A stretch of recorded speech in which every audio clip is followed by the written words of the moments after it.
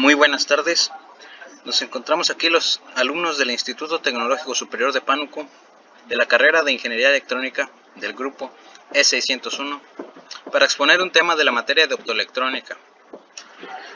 Los alumnos integrantes del equipo somos Aarón Hernández Hernández, Josué del Ángel Herrera, Mónica Ivette Sequera Correa, Elvis Martín Morales Rivera, Sergio Esteban Zúñiga Ávila y su servidor Manuel Alejandro Rivera Leal. Comenzamos. El tema que vamos a desarrollar es el tema número 5, llamado fibra óptica. Lo dividiremos en varias secciones, como son una introducción, principios de la fibra óptica, construcción de la fibra óptica, características de la fibra monomodo y multimodo, ancho de banda, atenuación, dispersión, enlaces de la fibra óptica para la transmisión de información y una breve conclusión. Como introducción, podemos decir, hoy en día el ser humano está la mayoría de su tiempo metido en las redes, y en momentos críticos como los que se viven ahora, es indispensable mantener comunicación y no estar aislado. Es por ello que se han implementado ciertas medidas que nos aportan una conexión más rápida. En ellas se implementan materiales como la fibra óptica, que actúa con haces de luz, que son interpretados por dispositivos. Esto hace más rápida la comunicación entre estos y permite una mejor conexión a los usuarios. Es una de las aplicaciones que tiene este material, y con esta un sinfín más. Principios de la fibra óptica. El principio en el que se basa la transmisión de luz por la fibra es la reflexión total interna.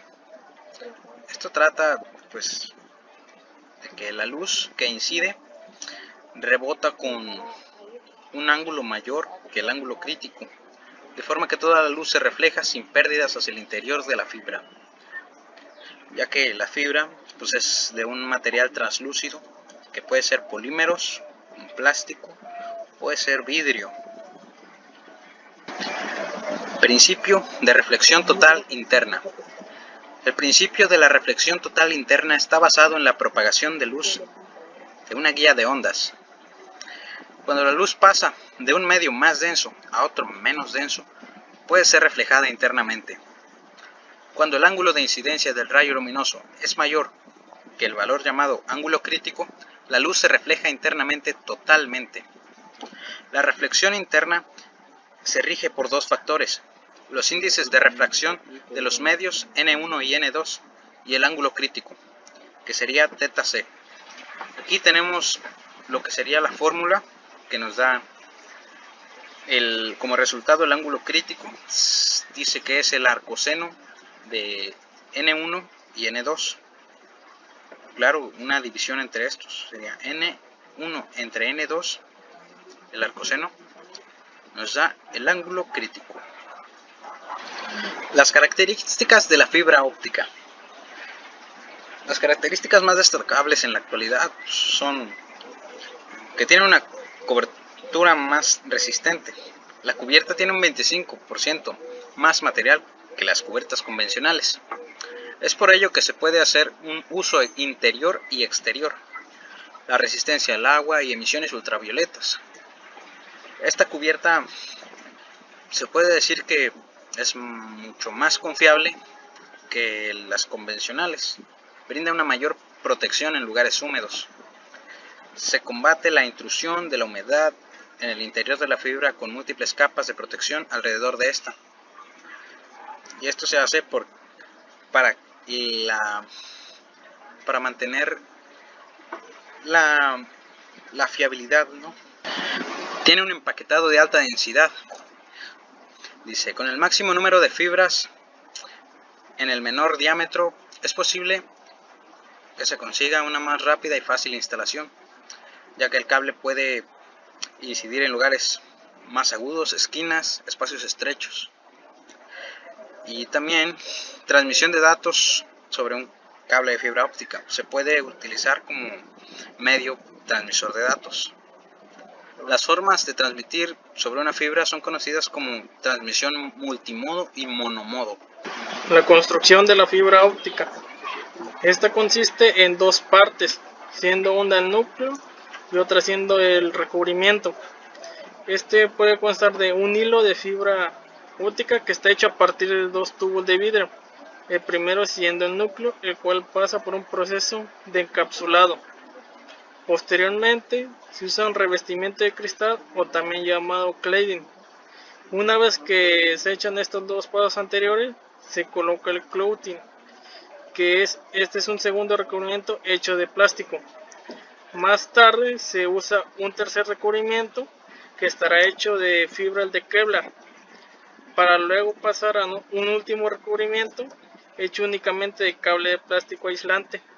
Una forma de clasificar las construcciones es por la clase de recubrimiento secundario elegido. Esta puede ser una estructura ajustada, donde los cables están construidos sobre una capa de material termoplástico. Esta fibra así recubierta pasa a tener un diámetro de 0.9 milímetros en lugar de 0.25 milímetros, lo que permite que sea más fácilmente identificada, manejada y, lo que es más importante, puede ser conectorizada. La estructura simple.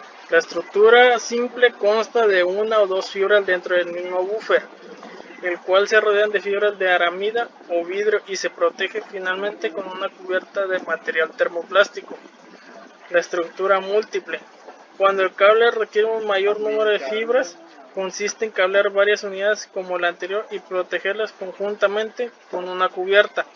De esta manera, los cables individuales pueden ser sangrados y conectados a diferentes puntos de una forma muy fácil y sin que las fibras se queden desprotegidas. La estructura de distribución. En los cables de distribución, los buffers se cablean entre sí, se rodean de elementos de tracción y se les dota una cubierta exterior común. También existe la estructura holgada. El elemento básico de un cable de estructura holgada es el tubo. En este tipo de cable las fibras van embebidas en el interior de un tubo relleno de gel. Los cables pueden fabricarse cableando varios tubos alrededor de un elemento central, constitución multitubo o stranded loose tube, o partiendo de un único tubo central, construcción monotubo o central tube, como se muestra en las imágenes.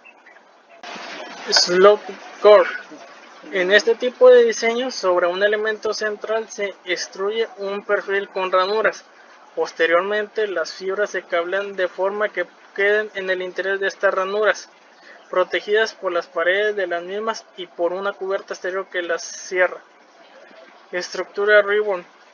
Se diseñaron para incrementar la densidad de fibras, reducir los elevados costes de instalación, empalme y medida y facilitar la manipulación. Las fibras dispuestas en paralelo se empaquetan con un material plástico. Características de la fibra monomodo. Bueno, las características es que involucra el uso de una fibra con un diámetro de 5 a 10 micras. También es muy usada para troncales con un ancho de banda aproximadamente de 10 GHz por kilómetro. Es para troncales de larga distancia y utiliza para enlaces de comunicaciones más grandes de 1000 metros. Tiene la misma parte que el multimodo. El revestimiento es de color amarillo. Esta solo permite un solo modo de luz propagándose. El diámetro del núcleo es de 8 a 10 micrones, 9 de núcleo y 125 de revestimiento. Tiene una fuente de luz láser infrarrojo que ingresa al núcleo en un ángulo de 90 grados. Bueno, ahora vamos a conocer las características de las fibras multimodo. Una de ellas es que dispone de un núcleo de mayor diámetro que permite el paso de múltiples modos de luz. Esto significa que se pueden transmitir más tipos de datos. Otra característica es que se presentan dos tamaños de núcleo y 5 variantes: 6.5 micras de modo óptico 1, 50 micras de modo óptico 2, 50 micras de modo óptico 3, 50 micras de modo óptico 4 y 50 micras de modo óptico 5.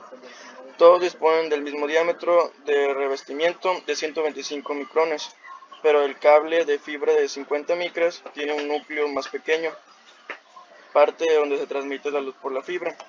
Otra característica es que ofrece una distancia máxima mucho más corta. Son mucho más baratos que los sistemas de fibra. Existen dos tipos para este modo, los cuales son multimodo, índice fijo. Tiene un ancho de banda de 10 a 20 MHz y consiste en un núcleo de fibra rodeado por un revestimiento que tiene un índice de refracción de la luz muy bajo, la cual causa una atenuación aproximada de 10 decibelios sobre kilómetros. Este tipo de fibra es usado típicamente para distancias cortas menores de 1 kilómetro. El cable mismo viene en dos tamaños, 62.5 y 125 micras. Debido a que el diámetro exterior es de 1 milímetro, lo hace relativamente fácil de instalar y hacer espalmas. El otro tipo es el multimodo índice gradual. Es un cable donde el índice de refracción cambia gradualmente. Esto permite que la atenuación sea menor de 5 decibelios sobre kilómetros y puede ser usada para distancias largas. El ancho de banda es de 200 a 1000 MHz. El diámetro del cable es de 50 a 125. El primer número es el diámetro del núcleo, que son los 50, y el segundo es el diámetro del revestimiento, que son los 125. El ancho de banda. El ancho de banda es uno de los parámetros que caracteriza la capacidad de transmisión de la fibra. Está basado en el ensanchamiento que experimenta un pulso que se propaga a través de la fibra. Está definida por la siguiente ecuación, que es ancho de banda igual a 0.44 entre delta t. Delta t es el ensanchamiento del pulso en nanosegundos. Su medida es Hz por kilómetros. Aplicaciones que causan el incremento del ancho de banda. Algunas de las aplicaciones son las siguientes: telemedicina, internet, descargas, multimedia, videoconferencias. Cada una tiene su porcentaje de cuál es la aplicación que necesita más ancho de banda. Con más ancho de banda me refiero a la velocidad máxima en que transmitirá la información. Como pueden ver, las videoconferencias o videos interactivos son el que ocupa más ancho de banda. ¿Qué es la atenuación? La atenuación es la pérdida de energía que sufre el pulso de luz que viaja a través de un extremo al otro de la fibra. Es el factor fundamental que limita el rendimiento de los sistemas de comunicación por fibra. Estas pérdidas son medidas en decibeles de la fibra, multiplicadas por la longitud del cable. Obviamente, a mayor atenuación, menor será la luz que alcanza el receptor. Los resultados primarios de la atenuación son la absorción y dispersión. Como se muestra en la imagen, la amplitud del pulso o el brillo será mucho más bajo en el otro lado de la fibra. En la imagen se muestra un pulso cuadrado de entrada en el cable verde, y mientras va pasando por impurezas, estructura heterogénea, pérdida por macro o microcurvatura, al final en la salida el pulso viene siendo mucho menor al pulso de entrada.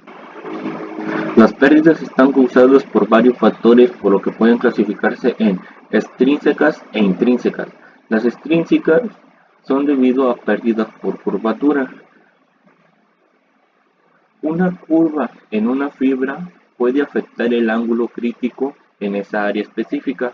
Como resultado, parte de la luz que viaja por el núcleo se refracta, produciéndose la pérdida de potencia. Estas pérdidas por curvatura son debido a defectos de fabricación, procedimientos de instalación y también por micro o macro curvaturas. Las microcurvaturas ocurren cuando se curvan demasiado los cables. Para prevenir esta pérdida, se especifica un radio de curvatura mínimo, y las macrocurvaturas son causadas por las microcurvaturas. Las macrocurvaturas ocurren por las microcurvaturas o pequeñas fisuras en el núcleo producidas por cambios de temperatura o el estiramiento durante el cableado de los cables. También hay pérdidas por conexión y empalme, las pérdidas de inserción de cableado, empalmes mecánicos, empalmes por fusión, la preparación del empalme o conexión, corte defectuoso, suciedad de las superficies a empalmar, características distintas de la fibra óptica, etc. La causa de la atenuación intrínseca son las impurezas del vidrio o las estructuras heterogéneas que se forman durante el proceso de fabricación. Pérdidas inherentes de la fibra. La pérdida por absorción se produce porque la luz es absorbida por el vidrio gracias a las propiedades químicas o impurezas naturales en el vidrio, transformándose en calor. La absorción representa entre el 3 y 5% de la atenuación de la fibra. Pérdida por difusión. Se produce cuando el rayo de la luz choca contra la impureza o una estructura heterogénea y se dispersa en todas las direcciones. Se le conoce como difusión de Rayleigh y representa cerca del 96% de la atenuación de la fibra. Irregularidades en el proceso de fabricación, variación del núcleo, pérdidas por absorción de agua. Reflexión de Fresnel, cantidad de la luz reflejada a causa del cambio del medio. La luz reflejada, porcentaje es igual a 100 por N1 menos N2 al cuadrado entre N1 más N2 al cuadrado, donde N1 es el índice de refracción del núcleo y N2 el índice de reflexión del aire. Porque el pulso de luz viaja a diferentes velocidades a través de la fibra, dependiendo del modo de propagación y del ancho espectral de la fuente. La dispersión se manifiesta como un ensanchamiento del pulso en el tiempo, que se hace mayor con la longitud. A este ensanchamiento limita la tasa de datos. Los puntos de luz se solapan unos con otros y se hacen indistinguibles para el receptor. Como se muestra en la imagen, el punto de luz al inicio es muy distinto al final, donde ahí ya se están solapando después de la fibra en 10 kilómetros. Durante la fabricación son inevitables las variaciones en el índice refractivo. Estas variaciones dan lugar a alguna dispersión de los rayos de luz. La dispersión modal. Esta dispersión ocurre por la propagación multimodo que ocurre en las fibras multimodo, debido a que los rayos de luz toman diferentes trayectorias por una fibra y llegan a un destino en diferentes tiempos, causando el ensanchamiento del pulso. Como se puede ver en la imagen, tenemos un pulso de entrada.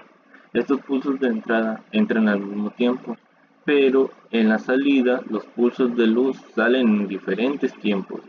Esto se debe al ensanchamiento de los pulsos en la fibra óptica. La causa de la dispersión cromática es debido al ancho espectral de la fuente. Una fuente de luz emite luces de diferentes longitudes de onda que viajan por la fibra a diferentes velocidades y llegan a un destino en diferentes tiempos, causando el ensanchamiento de los pulsos. Pulso compuesto por varias longitudes de onda. Cada longitud de onda viaja a diferentes velocidades debido a que el índice de refracción varía según la longitud de onda. Enlaces de fibra óptica para transmisión de información. Los sistemas de transmisión de enlace de fibra óptica constan de un transmisor en un extremo de la fibra y de un receptor en el otro. La mayoría de los sistemas operan transmitiendo en una dirección a través de una fibra y la en dirección opuesta a través de otra fibra para así tener una transmisión bidireccional. Es posible transmitir en ambas direcciones a través de una sola fibra, pero se necesitan acopladores para hacerlo. Una red FTTH óptica pasiva es el único sistema que utiliza transmisión bidireccional sobre una sola fibra, porque su arquitectura de red ya utiliza acopladores como base.